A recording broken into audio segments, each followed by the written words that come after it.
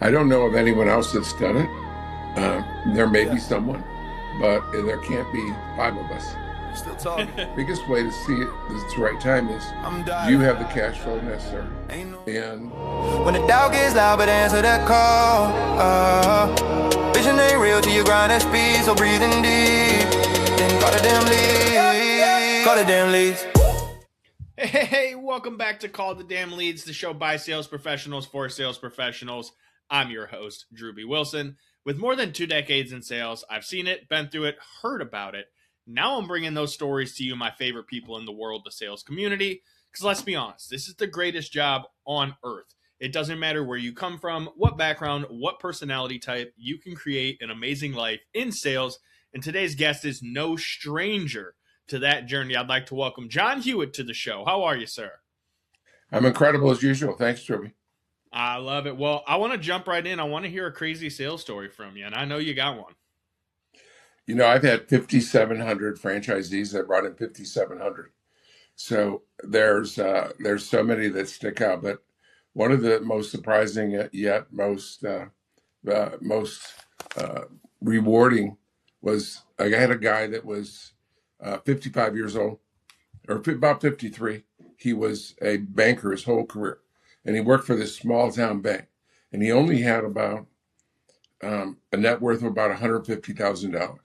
And he came to us, and I said, and looking at buying existing locations back at Jackson Hewitt Tax Service, and I said, no way this guy's going to do it. He's going to take a risk for the first time in his life and going to become an entrepreneur. His net worth's only $150,000, and most of it was in his IRA. And sure enough, he went ahead and he became a big operator, owned virtually the entire Rochester market, multimillionaire. He just died, actually, and so he lived to be about 84.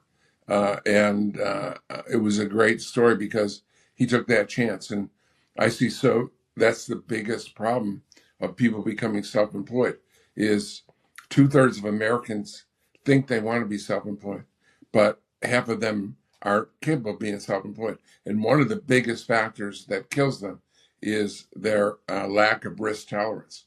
This guy spent a lifetime of being a normal business person at this small bank, this one branch, little bank, small town of like 6,000 people. And he branched out and became an owner of the whole Rochester, New York, Jackson Hewitt empire. That is, that's an incredible story. I'm sure it's just one of many. I mean, 5,700 franchisees. That's one heck of a number. I'm guessing it's got to be close to a record up there in the franchise world because that's significant. I don't know of anyone else that's done it. There may be someone, but there can't be five of us. Which is really something to say in terms of your willingness to also put a little risk out on some of these operators, right? Because when you're building a brand and you're bringing someone in to represent you and to be a part of what you've created, there's a little risk on your part as well. So I think this is an interesting thread to pull on because I know there's a lot of sales professionals out there listening right now who have been in their position for a little while, right? They're like this owner that you're mentioning. They're kind of feeling stagnant and they're like, I want to take a risk on myself. And so it can be scary. There's, always tumultuous times. There's always something going on in politics or the news or any of that. But the one thing you've probably heard this before is, I don't know if it's the right time. What would you have said to someone along the way who says, I don't know if it's the right time to take this opportunity? Well, you're right, Drewbie. We take people through 4 steps to see if there should join us. One is, are they meant to be self-employed? Is this the right industry? Are we the right company? And then, is this the right time? And we assess based on their cash flow needs. Most of the brands that I've represented have been keep your day job. So they've been able to keep their day job and do this part-time. And then when they built up enough revenue, most of them would come into the business because they wanted this as their full-time career. So that makes it a lot easier, but you just have to um, check out how their family feels. You need family support. If you have a spouse and the spouse is against it, then it's going to cause divorce too many times. So it's I guess the biggest way to see it that's the right time is, do you have the cash flow necessary, and will this investment give you the cash flow to continue whatever lifestyle you want? And then is your family, is your parents, your spouse, your children, is everyone on board? I really appreciate that approach. I think it's very holistic. I think it's very beneficial to the individual you're working with, right? You could probably just sell anybody with enough money to start the thing, and just if they fail, they fail.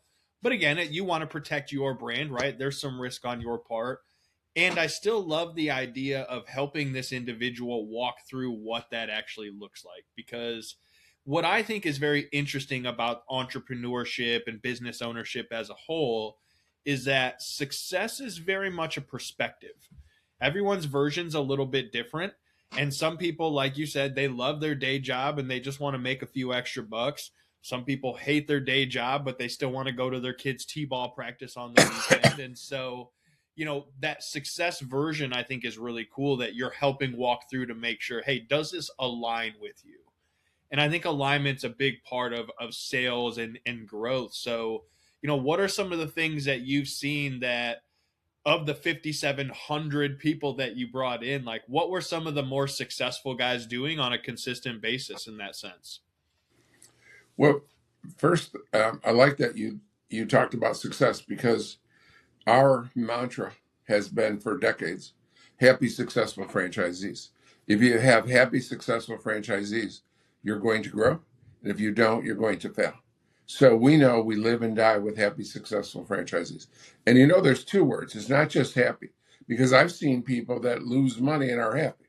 So, I mean, money doesn't drive everyone, right? Right. So it has to be happy and successful. And I define success by a fair return of investment for the money and the time you spend. And it's in your own mind, right? Success is in your own mind. And my success might be, I need to make $600,000 a year. Someone else I need to make $85,000 a year. So success is different to different people, but it's in their own mind, and they get to pick their perception. Your perception is your reality. Well, when it comes down to the high performers, is one thing is really paramount. I've had 1,100 franchisees become millionaires, and I've had almost 1,000 went out of business, and in the same systems. I mean, that's ridiculous, right? Well, my job is to give you the best system on the planet. If I do my job, what's your job? Your job is to follow that system. Now, of those 5,700, Drewbie, how many do you think followed my advice 100%? 20%. Zippity doo dah, no one. And it started. I tried, yeah, it started with the first human being, right? I mean, they didn't listen to God, and people don't listen to God. They're not going to listen to John Hewitt or Drewbie Wilson, right? So that's number one is pass fail. You listen 98, 99% of the time, you're one of the top performers. You listen less than 90%, you're a failure. So it starts with that. Now, once you're following the system 98 or 99%, other things matter, right? Other things matter. And that things like attitude, drive, it comes down to two things. The most important most important 10 two-letter words. If it is to be, it is up to me. If it is to be, it is up to me. So it starts with that attitude. And, there's no excuses, no one there to pin the blame on. The buck stops at you, franchisee. And then once you understand that, it comes down to drive.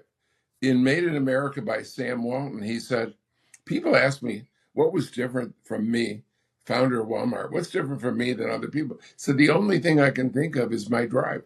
I'm fanatically driven to compete and win. And so it comes down to taking responsibility and how much you're driven to achieve. Again, people have different drives. Some people are happy making 100,000. some people aren't happy unless they're making millions.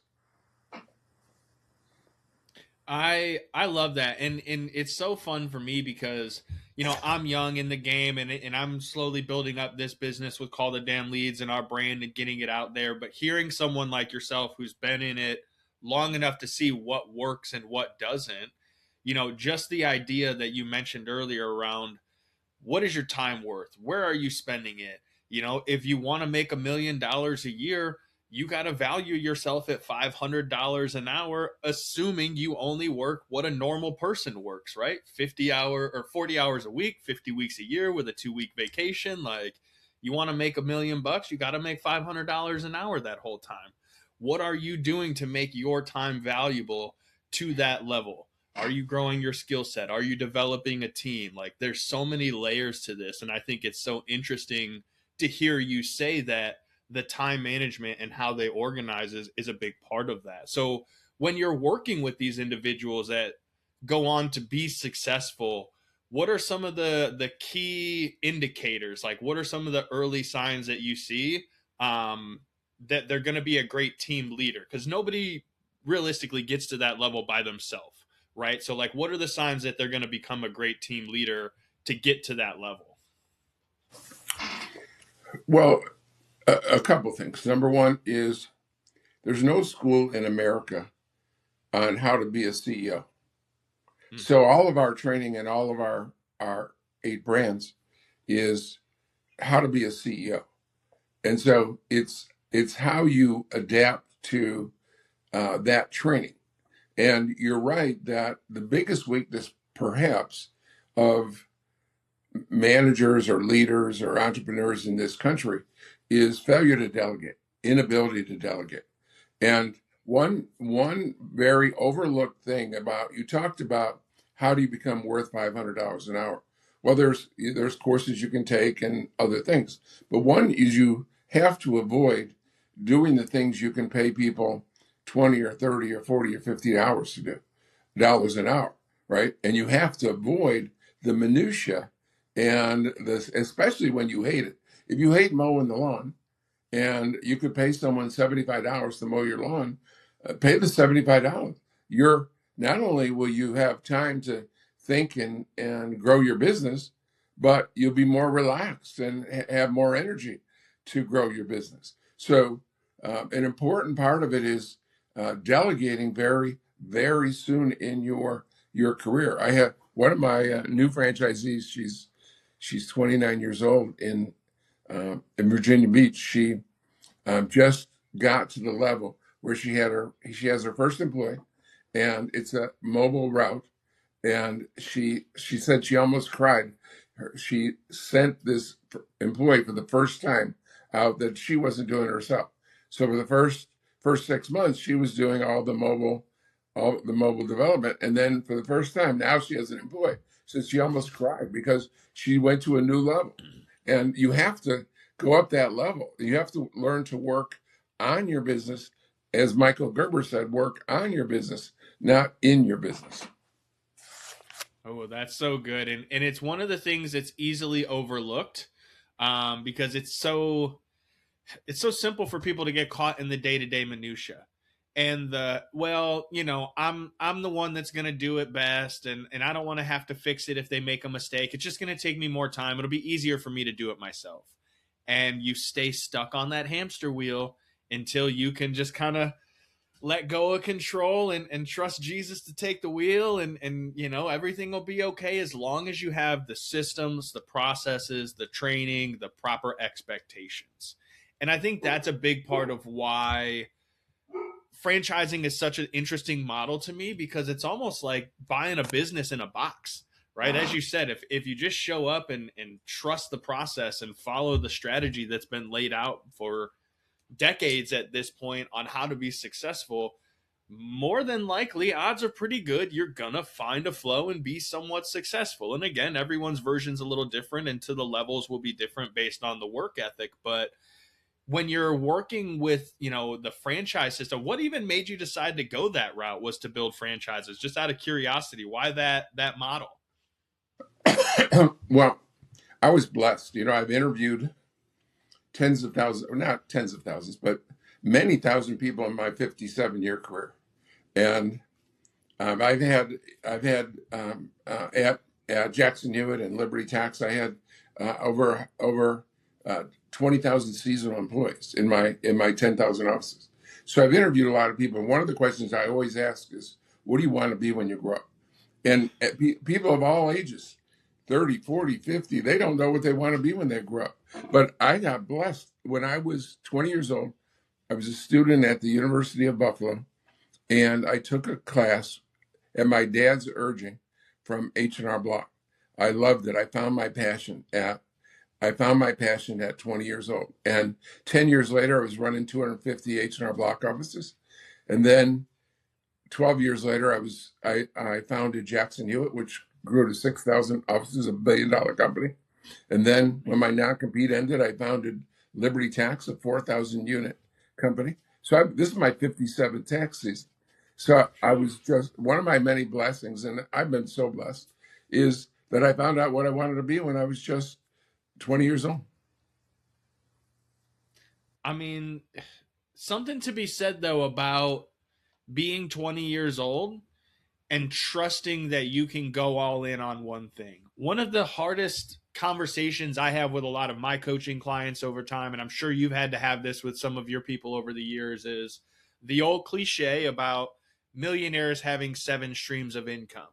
And so all of these young entrepreneurs and sales professionals are constantly adding a new vertical to their sales repertoire of, well, I've got this thing and I've got this thing and I can do your taxes and then I can also do your mortgage and then I can do pest control. And all of a sudden they've got 9 different things. And I would like your opinion on that. How do you think that goes for people? Is it something they should do or should they stick to one thing? You know, I just talked to someone yesterday. It was asked me for advice. We have a relationship with an immigration attorney, and she had gone over to the Mideast, like Dubai area, and she ran into a lot of people who were looking for other services. People from Dubai aren't looking to immigrate to the United States. Most of the world is, but not that part of the Middle East, the wealthy part, Saudi Arabia, Dubai, and Oman, and those areas.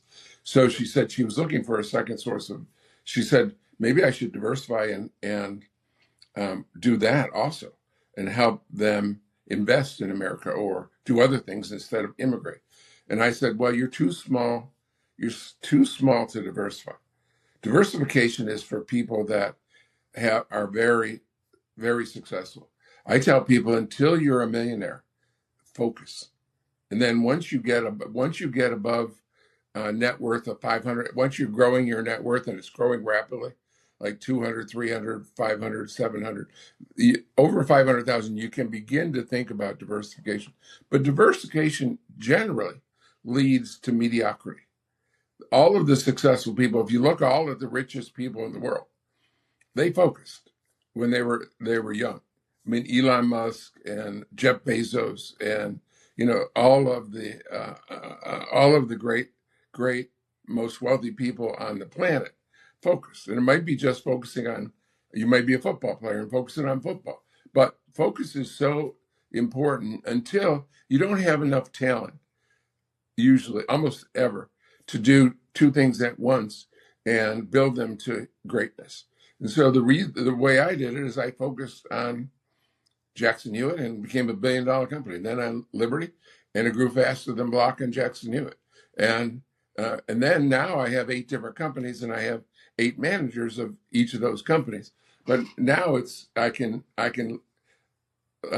lay back or sit back and have others do the work. Thank you for sharing that. First of all, I appreciate the very concise breakdown on what that path looks like for the most successful. And also what I find interesting is you're still sort of in the same, like you didn't really change it up that much, right? You did Jackson Hewitt, you did Liberty, and now you're still franchising and maybe just a few different styles of brand represented. But at the end of the day, you're still working the model that you know, that you love, that you trust, that you can be an expert in. And I appreciate that, because far too many people are trying to be experts at too many things. And as you said, I think it's leading to a lot of mediocrity in the marketplace. So thank you for that. It means a lot to me. It's something that I've been personally very, very heavy on, like call the damn leads, brand congruency across the board. We help sales professionals get dialed in and be more successful.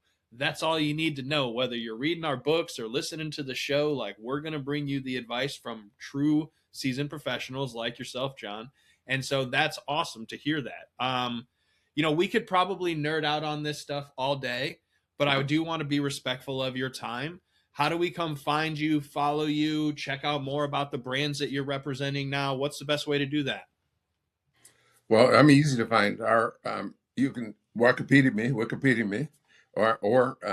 but to contact us, it's loyaltybrands.com. Loyalty Brands. Loyaltybrands.com. Well, I will be sure to put that in the show notes, man. Thank you again for spending a little time with us today. Truly means a lot, and very appreciative of the wisdom that you shared. It was my pleasure. Thank you. Absolutely. Well, listen, you guys know what to do. If you enjoyed the show, go share it on social media, Instagram, Facebook, LinkedIn, Twitter, wherever you hang out. Put this episode out there.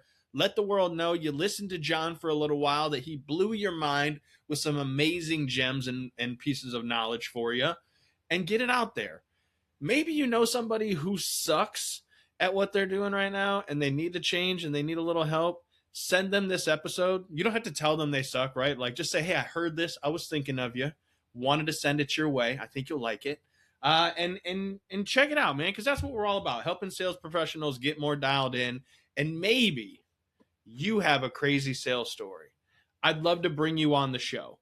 Head over to callthedamnleads.com/podcast. Send us your details. We'll get you booked in. While you're there, grab a hat, keychain, swag, something to support us. You know what to do. Go pick up the phone. Call the damn leads. We'll see you next time. When the doubt gets loud, but answer that call. Vision ain't real till you grind that speed, so breathing deep. Then call the damn lead.